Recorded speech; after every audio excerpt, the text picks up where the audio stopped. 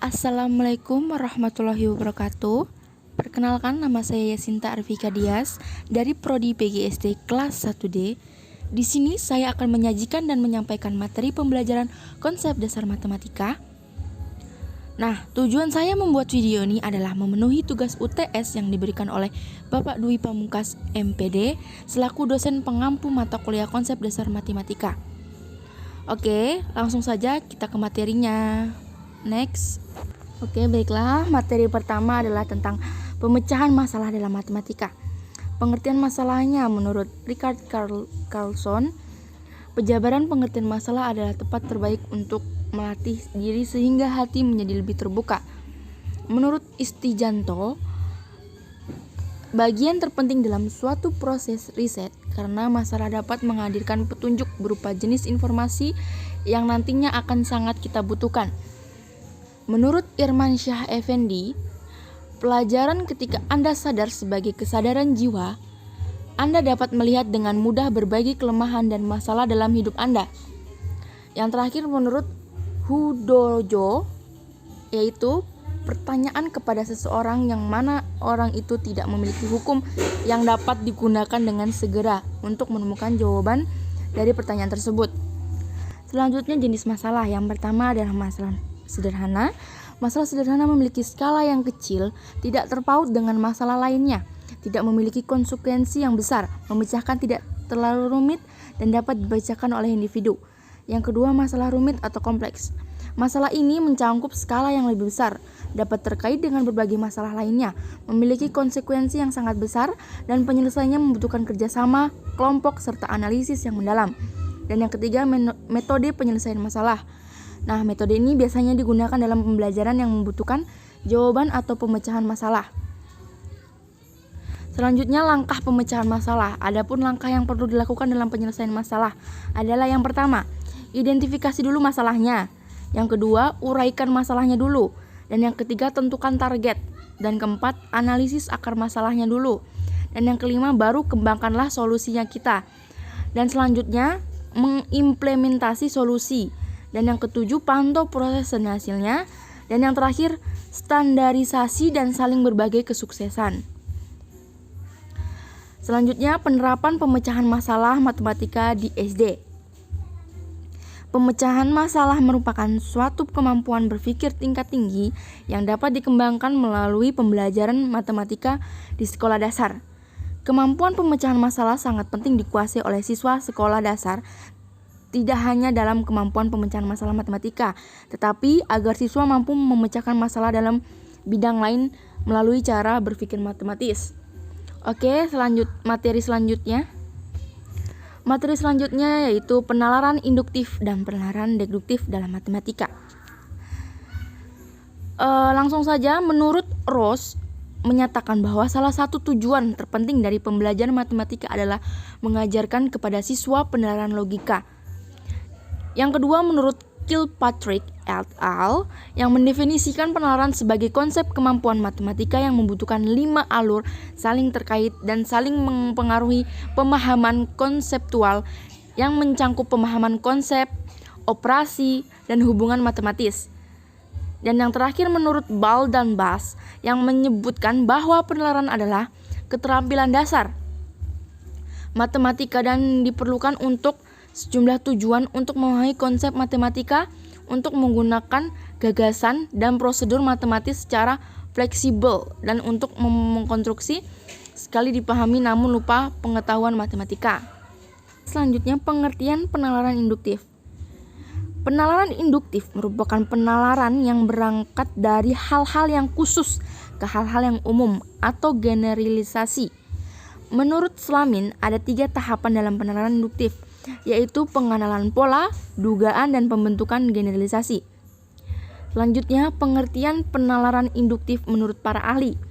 Menurut Shorter dan Peirce, penalaran induktif adalah cara menarik kesimpulan yang bersifat umum dari kasus-kasus yang bersifat khusus. Selanjutnya, menurut Surya Sumanti, penalaran induktif adalah dasar pengetahuan tentang hal-hal yang khusus, artinya dari fakta-fakta yang ada dapat ditarik suatu kesimpulan. Dan yang terakhir menurut Yacob, hal ini berdasarkan bahwa penalaran induktif terbagi menjadi 2, yaitu analogi dan generalisasi. Nah, ini pengertian analogi dan generalisasi. Analogi sendiri adalah proses penyimpulan berdasarkan kesamaan data atau fakta. Analogi juga dapat dikatakan sebagai proses membandingkan dari dua hal yang berlainan berdasarkan kesamaannya. Kemudian, berdasarkan kesamaannya itu ditarik suatu kesimpulan. Sedangkan generalisasi adalah pernyataan berlaku umum untuk semua atau sebagian besar gejala yang diminati. Generalisasi mencakup ciri-ciri esensial, bukan rincian. Dalam pengembangan karangan, generalisasi dibuktikan dengan fakta, contoh, data statistik, dan lain-lain. Selanjutnya, pengertian penalaran deduktif. Penalaran deduktif adalah proses penalaran untuk menarik kesimpulan berupa prinsip atau sikap yang berlaku khusus berdasarkan atau fakta-fakta yang bersifat umum. Nah, berarti penalaran deduktif itu kebalikan dari penalaran induktif. Proses penalaran ini disebut deduktif. Menurut kami, kesimpulan deduktif dibentuk dengan cara deduksi, yakni dimulai dari hal-hal umum menuju kepada hal-hal yang khusus atau hal-hal yang lebih rendah. Proses pembentukannya kesimpulan deduktif tersebut dapat dimulai dari suatu dalil atau hukum menuju kepada hal-hal yang konkret. Nah, ini nih 5 sistem matematika yang terdiri dari 1 nih, hukum-hukum logika, yang kedua himpunan istilah yang tidak didefinisikan, dan yang ketiga himpunan istilah yang didefinisikan, dan yang keempat himpunan postulat yang kebenarannya sudah ditetapkan, dan yang terakhir himpunan dalil yang kebenarannya sudah dibuktikan. Nah, dari materi ini kita dapat simpulkan ya, penalaran merupakan kegiatan, proses atau aktivitas berpikir untuk menarik suatu kesimpulan atau membuat suatu pernyataan baru berdasarkan pada beberapa pernyataan yang diketahui benar ataupun yang dianggap benar, yang disebut premis. Penalaran induktif adalah proses penalaran untuk menarik kesimpulan atau proses berpikir yang menghubung-hubungkan fakta-fakta atau evidensi-evidensi yang bersifat khusus yang sudah diketahui menuju kesimpulan yang bersifat umum atau general. Penalaran induktif adalah proses penalaran untuk menarik kesimpulan atau proses berpikir yang menghubung-hubungkan fakta-fakta atau evidensi-evidensi yang bersifat khusus yang sudah diketahui menuju kesimpulan yang bersifat umum atau general. Sedangkan penalaran deduktif adalah proses penalaran atau proses berpikir dari hal-hal yang bersifat umum, general, yang kemudian dibuktikan kebenarannya dengan menggunakan fakta-fakta atau evidensi-evidensi yang bersifat khusus. Proses penalaran induktif dan deduktif dapat digunakan dan sama-sama berperan penting dalam pembelajaran matematika. Oke, materi selanjutnya itu logika matematika, pengertian logika matematika dan penerapan logika matematika. Nah, simak ya berikut ini. Oke, pengertian logika menurut para ahli. Menurut Bobby de Porter, kecerdasan logika matematika atau logis mathematics merupakan kecerdasan yang mencakup kemampuan menghitung, bereksperimen, mengungkap fakta, dan kemampuan memecahkan masalah-masalah matematika. Menurut Armstrong Logic Smart, kemampuan menggunakan angka dengan baik dan melakukan penalaran yang benar. Kemampuan ini meliputi kemampuan penyelesaian masalah, mengembangkan masalah, dan menciptakan sesuatu dengan angka dan penalaran cerdas secara matematis logis, berarti cerdas angka dan cerdas dalam hukum logika berpikir penalaran. Menurut Hamzah B. Yuno, kecerdasan logis matematis adalah kemampuan seseorang dalam berpikir secara induktif dan deduktif, berpikir menurut aturan logika, memahami dan menganalisis pola angka-angka, serta memecahkan masalah dengan menggunakan kemampuan berpikir. Menurut Mailuin, kecerdasan logika matematika merupakan menangani bilangan, menghitung pola pemikiran logis dan ilmiah. Pengertian logika matematika. Logika matematika atau logika simbol ialah logika yang menggunakan bahasa matematika, yaitu dengan menggunakan lambang-lambang atau simbol-simbol. Keuntungan atau kekuatan pada simbol adalah ringkas, univalent, and bermakna tunggal atau universal, atau dapat dipakai di mana-mana. Hukum logika matematika ini bisa dilihat sendiri. Ada hukum identitas, hukum negasi, hukum involus negasi ganda, hukum komutatif, hukum distributif, hukum nul atau dominasi, hukum ide Bontton, hukum penyerapan, dan hukum asosiatif, dan yang terakhir De Morgan. Ini bisa dilihat sendiri ya. Selanjutnya penerapan logika matematika. Ilmu logika matematika dapat digunakan dalam kehidupan. Contohnya kehidupan sehari-hari untuk memecahkan beberapa permasalahan, salah satunya untuk menyelesaikan soal dalam ilmu pendidikan ataupun satu jenis soal yang memerlukan kemampuan berlogika, yaitu soal penerapan logis. Oke, kesimpulan dari materi ini adalah logika matematika atau logika simbol ialah logika yang menggunakan bahasa matematika, yaitu dengan menggunakan lambang-lambang atau simbol-simbol. Keuntungan atau kekuatan bahasa simbol adalah ringkas, univalent atau bermakna tunggal, dan universal atau dapat dipakai di mana-mana. Mata pelajaran logika matematika mempelajari beberapa hal yang berkaitan dengan logika, seperti logika secara kalimat, logika dalam pemrograman, dan logika dalam rangkaian digital. Logika dalam kalimat dinyatakan sebagai proporsi dan pola-pola argumen atau pernyataan logis dengan hukum-hukum logika. Di dalam pembelajaran logika matematika ini membahas tentang pernyataan majemuk beserta mekanisme hukum-hukum logika, kontradiksi, tautologi, ekuivalensi, dan pernyataan-pernyataan majemuk juga menarik kesimpulan. Oke, materi selanjutnya adalah materi tentang himpunan. Himpunan diperkenalkan oleh George Cantor, seorang ahli matematika Jerman. Ia menyatakan bahwa himpunan adalah kumpulan atas objek-objek. Objek tersebut dapat berupa benda abstrak maupun konkret. Pada dasarnya, benda-benda dalam suatu himpunan tidak harus mempunyai kesamaan sifat atau karakter, atau himpunan merupakan kumpulan benda-benda atau objek-objek yang didefinisikan dengan jelas.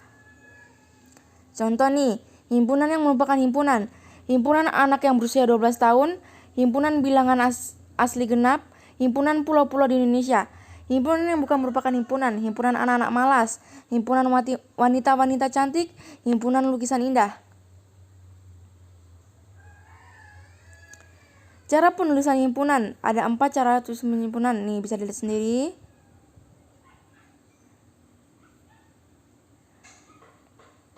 Ini maaf tulisannya kurang jelas ya. Keanggotaan himpunan, nama suatu himpunan biasanya menggunakan huruf kapital seperti A, B, C, dan X. Sedangkan anggota suatu himpunan didefinisikan secara kecil seperti A kecil, B kecil, C kecil, X, dan Y. Oke. Macam-macam himpunan nih, himpunan bagian, himpunan kosong, himpunan semesta, himpunan sama. Dalam himpunan tuh ada gabungan dengan irisan dengan himpunan alam semesta, ya. Terus himpunan lepas adalah suatu himpunan yang anggota-anggotanya tidak ada yang sama. Himpunan komplement. Himpunan komplement dapat dinyatakan dengan notasi A pangkat C, himpunan kompleks jika dimisalkan nih, lihat semesta 1, 2, 3, 4, 5, 7 dan A 3, 4, 5, maka A gabungan himpunan 1, 2 gitu. Ada lagi himpunan efekuensi. Himpunan efekuensi adalah himpunan yang anggotanya sama dengan himpunan lain. Ya, itu saja materi dari himpunan, nggak terlalu banyak ya. Oke, selanjutnya materi selanjutnya. Oke, baik, ini lanjutan dari himpunan. Ternyata lanjutannya adalah relasi antara himpunan. Di sini pengertian relasi antara himpunan. Relasi adalah hubungan antara dua elemen himpunan. Hubungan ini bersifat abstrak dan tidak perlu memiliki arti apapun baik secara konkret maupun secara matematis. Relasi merupakan hubungan antara anggota suatu himpunan atau domain dengan himpunan lainnya atau kodomain, baik himpunan yang sama maupun himpunan yang berbeda. Contoh pertama nih, misalnya ada 4 anak, yaitu Fajar, Dian, Tony, dan Nani. Ditanya apakah mereka gemar bermain catur, voli, atau tenis? Jawaban mereka, Fajar dan Dian gemar bermain catur. Tony dan Nani gemar bermain voli. Fajar dan Tony gemar bermain tenis. Perhatikanlah bahwa sebenarnya ada 2 himpunan. Yang pertama himpunan anak A, Fajar, Dian, Tony, dan Nani. Dan yang kedua himpunan permainan yaitu catur, voli, tenis. Nah, kedua himpunan A dan B dihubungkan dengan hubungan gemar bermain. Hubungan gemar bermain dari himpunan A ke himpunan B dapat digambarkan sebagai berikut nih gambaran nih. A itu isi ini ya, nama himpunan anak yaitu Fajar, Dian, Tony, dan Nani. Yang B itu himpunan permainan, catur, voli, tenis. Nah, dari gambar tersebut menyatakan hubungan atau relasi dari hubungan A ke himpunan B. Hubungan itu adalah gambar mempunyai arah pada diagram panah ditunjukkan dengan anak panah. Dari uraian di atas dapat disimpulkan bahwa suatu hubungan atau relasi dari himpunan A ke himpunan B adalah pemasangan anggota-anggota A dengan anggota-anggota B. Contoh kedua nih, di kelas 8 SMP terdapat 4 orang siswa yang lebih menyukai pelajaran tertentu. Berikut keempat anak tersebut. Buyung menyukai pelajaran IPS dan kesenian. Doni menyukai pelajaran keterampilan dan olahraga. Vita menyukai pelajaran IPA dan Putri lebih menyukai pelajaran matematika dan bahasa Indonesia. Nah, ini tabelnya ya. Bisa dilihat sendiri, Buyung nih suka IPS, Buyung suka kesenian. Doni suka keterampilan dan olahraga. Vita suka IPA saja, sedangkan Putri suka matematika dan bahasa Inggris. Cara menyatakan relasi antara himpunan. Diketahui himpunan A 2, 3, 4, dan 5 dan B 4, 5, dan 6. Dengan relasi faktor dari himpunan A ke himpunan B, maka kita dapat menyatakan relasi tersebut dengan 3 cara, yaitu dengan diagram panah, dengan diagram himpunan pasangan berurutan, dan yang ketiga apa ya? Dengan grafik Cartesius. Nah, ini bisa dilihat sendiri nih ya. Ini contohnya. Ini dengan diagram panah ya. Ini dengan himpunan pasangan berurutan. Dengan ini contoh dengan diagram Cartesius. Macam-macam relasi. Ada 3 nih. Yang pertama ada relasi reflektif, relasi simetris, dan relasi transitif. Oke, kesimpulan dari materi ini adalah berdasarkan penjelasan di atas, kami menyimpulkan bahwa suatu hubungan atau relasi dari himpunan A ke himpunan B adalah pasangan anggota-anggota A dengan anggota-anggota B. Cara menyatukan relasi antara dua himpunan ada 3, yaitu dengan diagram panah, dengan himpunan pasangan berurutan, dan dengan grafik Cartesius. Sedangkan untuk mengetahui banyaknya relasi antara dua himpunan adalah jika R A ke B adalah relasi dari A ke B dan NA sama dengan K, NB sama dengan I, maka banyaknya relasi sama dengan 2KXL. Macam dari relasi antara lain relasi relektif, relasi simetris, relasi transitif, relasi ekivalen, dan relasi praktis. Sekian penyampaian materi saya dari materi pertama sampai 5. Jika ada kata yang kurang berkenan di hati para teman-teman sekalian, saya ucapkan minta maaf. Mudah-mudahan materi saya bisa dimengerti.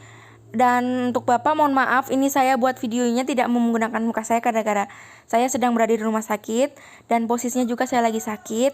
Mohon dimaafkan ya Bapak. Sekian, terima kasih. Wassalamualaikum warahmatullahi wabarakatuh. Bye-bye.